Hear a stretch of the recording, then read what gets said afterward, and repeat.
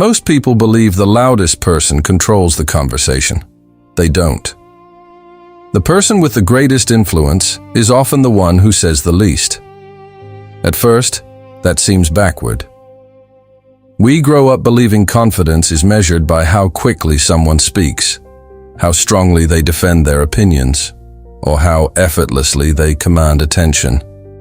But conversations operate according to a quieter psychology, one that most people never notice. Every sentence you speak gives another person something to study, not just your ideas, but your emotions, your priorities, your fears, your ambitions. The more we speak without intention, the more pieces of ourselves become visible. And human beings are remarkably skilled at assembling those pieces into a picture of who we are. Most people assume that speaking creates power. In reality, every unnecessary word can become information. And information changes the balance of every conversation. The people who understand human nature eventually discover something that others often learn too late. Silence is rarely the absence of confidence. More often, it is evidence that someone no longer feels the need to prove they have it. Imagine meeting someone for the first time. Within minutes, they begin telling you everything. What they believe, what frustrates them, who disappointed them, what they're trying to achieve. Without realizing it, they have handed you something far more valuable than facts. They have handed you a map, not of their life, but of their mind. Now imagine someone else.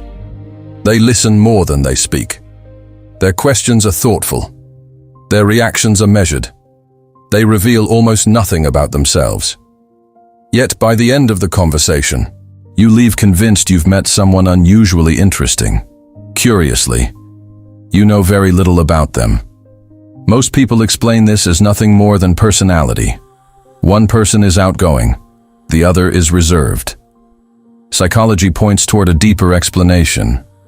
Silence does more than conceal information. It quietly changes where attention flows. The less people know about you, the more carefully they begin observing you, and the more they speak about themselves. That shift is almost invisible. But once you notice it, you begin to see that every conversation contains an unseen balance of attention. Who is observing, and who is being observed? That is where the psychology of strategic silence begins. This is why genuinely intelligent people are often misunderstood. Their silence is mistaken for uncertainty. Their restraint is mistaken for hesitation.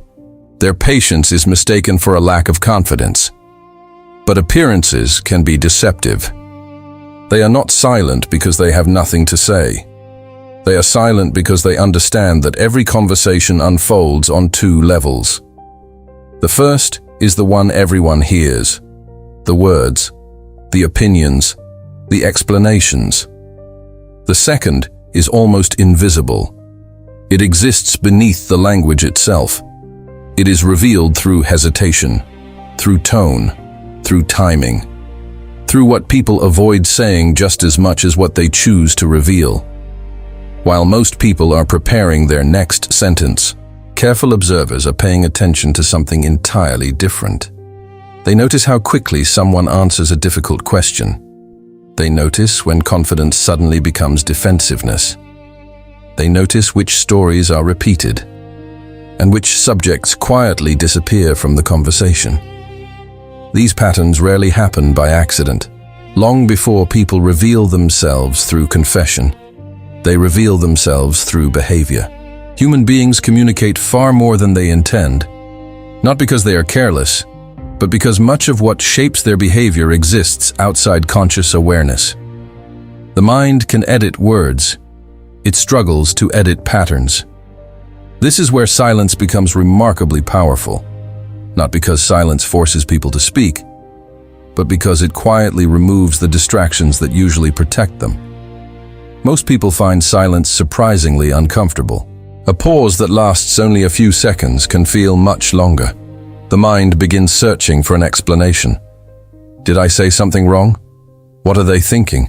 Should I explain myself? Without realizing it, people begin trying to resolve that uncertainty. They keep talking, They volunteer information that was never requested.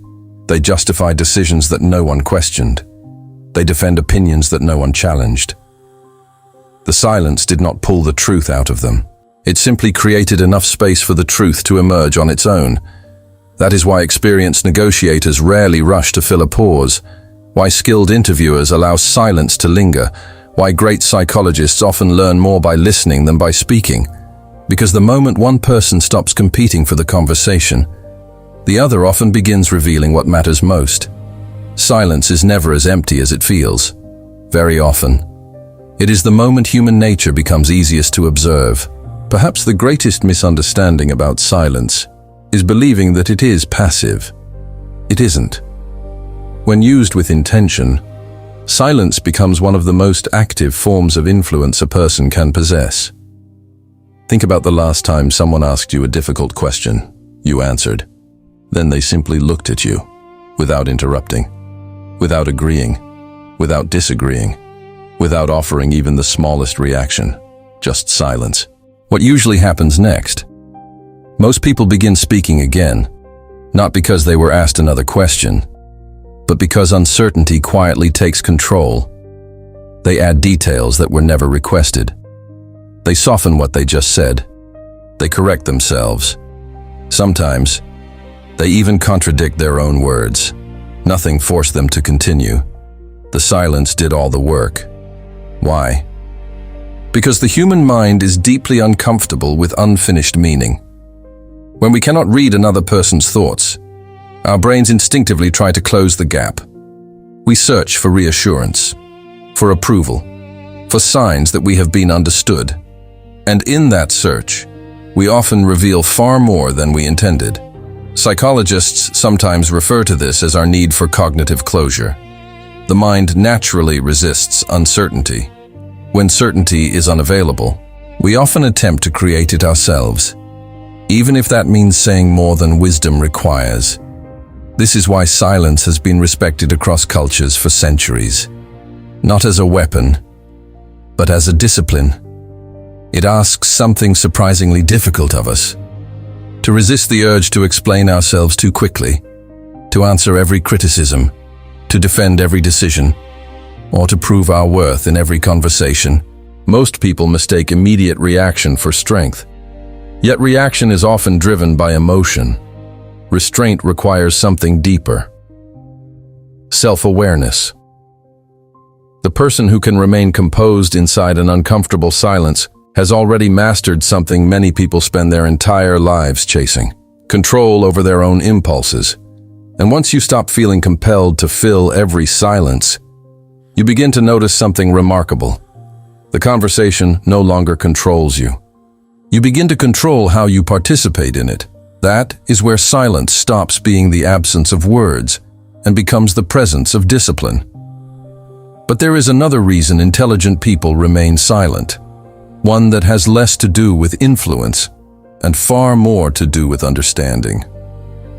The more deeply you study human nature, the more clearly you see that very few minds are changed through argument alone. Most people do not reject ideas simply because they are false. They reject them because those ideas threaten something far more personal: their identity. A belief is rarely just an opinion. Over time, it becomes part of the story people tell themselves about who they are. Challenge that story, and the mind often responds as though it is protecting the person, not the belief. That is why facts alone rarely change minds. When identity feels threatened, reason quietly gives way to self-preservation. People begin defending themselves long before they begin examining the evidence. The intelligent recognize this, not with frustration, but with acceptance. They understand that not every disagreement is a search for truth. Some conversations are simply attempts to protect an existing worldview, and no amount of logic can persuade someone who feels they are being asked to abandon a part of themselves. This is why wisdom often sounds quieter than certainty. The wise do not feel compelled to respond to every accusation. They do not defend themselves against every misunderstanding. And they do not mistake endless debate for meaningful dialogue. There is a quiet confidence in walking away from a conversation that no longer seeks understanding. Not because you have nothing left to say, but because you recognize that words lose their power when no one is willing to hear them. Wisdom is not measured by how many arguments you win. It is measured by how clearly you recognize the ones that were never meant to be won. Every unnecessary debate demands a price: your attention, your emotional energy, your peace of mind. These are resources that cannot be recovered once they are spent. The wisest people protect them carefully, not because they fear conflict, but because they understand that attention is one of the most valuable forms of power a human being possesses. And they refuse to surrender it, trying to convince someone who has already decided not to listen. Sometimes, the strongest response is not a brilliant argument. It is the discipline to leave the conversation before it begins taking more from you than it could ever give back. Perhaps that is the greatest paradox of intelligence. The more someone truly understands, but because they understand that attention is one of the most valuable forms of power a human being possesses. And they refuse to surrender it, trying to convince someone who has already decided not to listen. Sometimes, the strongest response is not a brilliant argument. It is the discipline to leave the conversation before it begins taking more from you than it could ever give back. Perhaps that is the greatest paradox of intelligence. The more someone truly understands, the less they feel the need to prove it. There comes a point when knowledge no longer seeks constant recognition. It seeks precision. The intelligent stop speaking simply to be heard.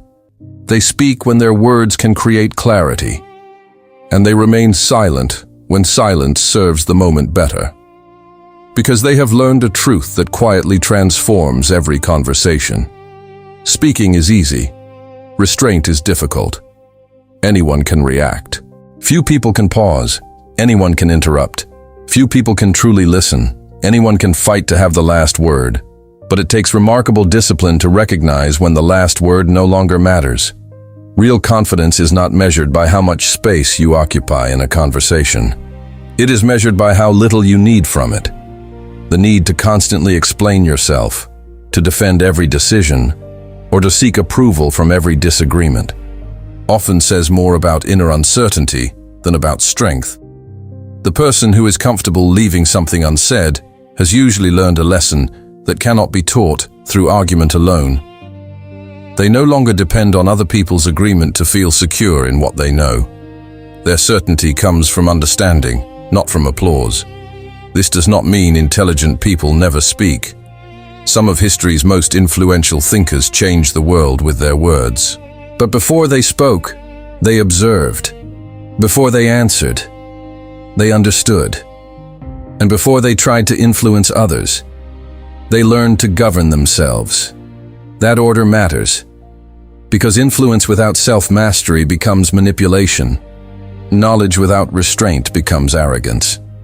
And intelligence without humility eventually begins speaking only to hear itself. Silence interrupts that cycle. It creates space between impulse and action, between emotion and response, between hearing and understanding. That space is where wisdom is formed.